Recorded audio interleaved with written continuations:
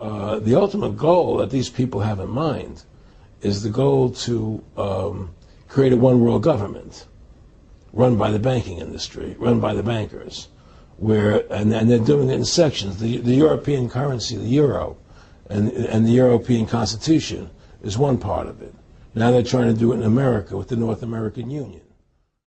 Eric, can you be specific about when you met Rockefeller, how it happened in these discussions? I met Rockefeller through a female attorney I knew who called me up one day and said, one of the Rockefellers would like to meet you. I had made a video called Mad as Hell, and he'd seen the video and wanted to meet me and knew I was running for governor of Nevada.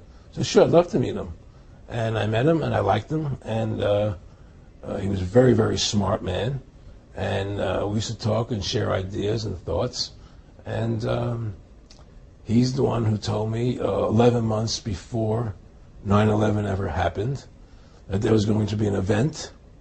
Never told me what the event was going to be, but there was going to be an event, and out of that event, we were going to invade Afghanistan to run pipelines from the Caspian Sea. We were going to invade Iraq, to take over the oil fields, establish a base in the Middle East, and make it all part of the New World Order. And we'd go after Chavez in Venezuela. And sure enough, later 9/11 happened, and I remember he was telling me how you're going to see soldiers looking in caves for people in Afghanistan and Pakistan and all these places, and there's going to be this war on terror, of which there's no real enemy, and the whole thing is a giant hoax, but it's a way for the government to take over the American people. He told you it was going to be a hoax. Oh yeah. There's no question. He says, there's going to be war on terror, and he's just laughing. There's no, who are we fighting? I mean, why do you think 9/11 happened, and then nothing's happened since then? Do you think that our security is so great here that these people who pulled off 9/11, who were able to, can't knock down another plane? Come on, it's ridiculous. Endless war on terror without any real enemy. That you can never, so you can never define a winner. And did he say that it's going to be perfect because you can't define an enemy? It just goes on and on? Yeah, because you can't define a winner. There's no one to beat, so it goes on and on forever. And they can do whatever they want. They scared the hell out of the American public. Look, this whole war on terror is a fraud. It's a farce. It's very difficult to say it out loud because people are intimidated against saying it. Because if you say it, they want to make you into a nutcase. But the truth has to come out. That's why I'm doing this interview. The fact of the matter happens to be that the whole war on terror is a fraud, it's a farce. There's a war going on in Iraq because we invaded Iraq. And people over there fighting, But the war on terror, it's a joke, And until we discover what really happened on 9/11 and who was responsible for 9/11, because that's where the war on terror emanates from. That's where it comes from. It was 9/11 that allowed this war on terror to begin. And until we get to the bottom root of 9/11, the truth of 9/11, we'll never know about the war on terror.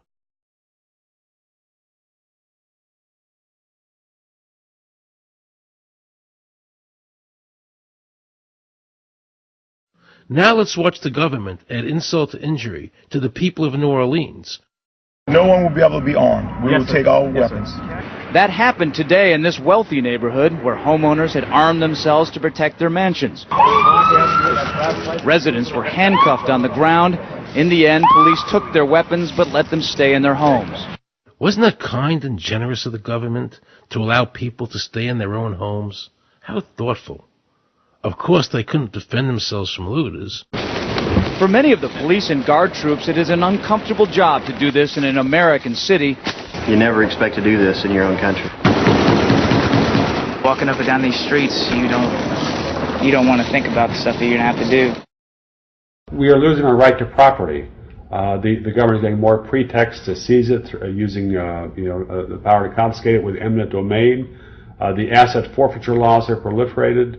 It's easier for the prosecutors to come in and make an accusation against you and confiscate your property even though they have no evidence that you've done anything wrong. Guilt or innocence doesn't really matter that much because it's very convenient for the government. Unfortunately, what is being sold to the American people today as Americanism, if you peel off the label, you find so much similarity to what we were fighting against when we were fighting communism and Nazism and fascism. The government's now putting a national ID card together and they want checkpoints. We will be carrying our papers, and they have recommended there'll be checkpoints throughout the country. Isn't that what Nazi Germany did that everybody in America was against? Papers, please. May I see your papers? May we see your papers? I don't think I have them on me. In that case, we'll have to ask you to come along. Wait, it's possible that, yes. Here they are. These papers expired 3 weeks ago. You'll have to come along. Halt! Halt!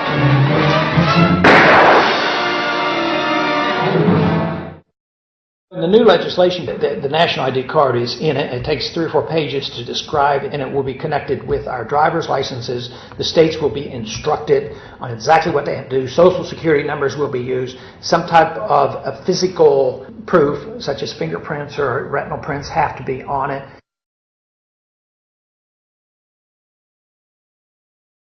Can a microscopic tag be implanted in a person's body to track his every movement? There's actual discussion about that. You will rule on that, mark my words, before your tenure is over. Homeland Security folks, the Department of Defense and others have expressed an interest in being able to more closely monitor the U.S. populace. And one way to do that, of course, would be being able to determine who buys what and where they take those things.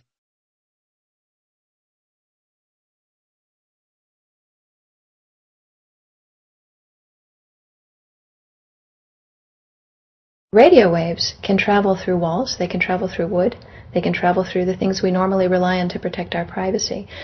For example, your purse, your backpack, your pocket, anything you're wearing or carrying. Kraft Philadelphia cream cheese has been tagged with RFID and sold to consumers, as have Mach 3 razor products and other Gillette razor products, without the knowledge of the consumer. One of the tiny chips could actually even be the dot on the letter I on the back of the fine print on a package that you purchase. They were talking about having reader devices in every airport, on every bus, on every train, on every port, on every dock. One of the most worrisome applications of RFID are proposals to put them into cash, meaning that you would be able to track every banknote, where it had been, who it had been issued to, and create, in essence, an audit trail. That would essentially take away the anonymity of cash that we now enjoy today. The ATM machine itself, as the money came through the roller device, would be reading each number, and they would know who you are because, of course, you identify yourself at the bank before you take money out. And down the road, when you go to pay at a major retailer, it would also be possible for them, as they're putting the money into the cash drawer, to simply feed it through a little reader device. It would go in, it would tag that number and transfer possession from Aaron Russo, say, to Walmart. Once everything you do is tied down to a single number and there is no longer the ability to pay with cash, then all it takes to render you a non-citizen is to simply turn that chip off. You will no longer be able to really participate in any function in society, including buy food. So through the implementation of the Federal Reserve System, the American citizen has gone from being a private individual who had real money, gold, in his possession that was private, to a citizen who has no privacy, because all money is now being digitized. They can deduct whatever amount of money they want out of your digits whenever they want. They can trace you whenever they want. You'll be at their mercy. God forbid we allow this to happen in America. This is absolutely Orwellian. I mean, it's talking about Big Brother looking over your shoulder at absolutely everything you do, every purchase you make, every place you go, every company you interact with. All of that would be reported back potentially to the government.